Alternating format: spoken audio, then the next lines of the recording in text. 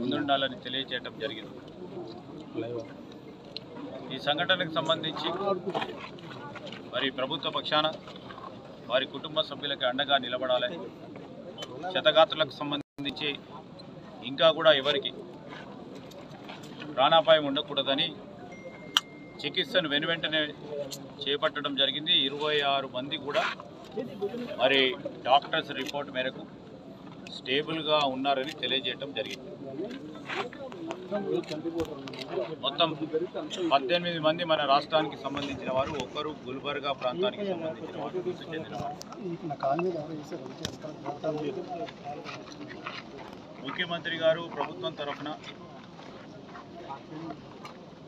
మరి సహాయక నిధి నుంచి కానీ ట్రాన్స్పోర్ట్ డిపార్ట్మెంట్కి సంబంధించి కలుపుకొని 7 లక్షల రూపాయలు ఎక్స్గ్రేషన్ ప్రభుత్వం తరఫున ప్రకటన చేయడం జరిగింది.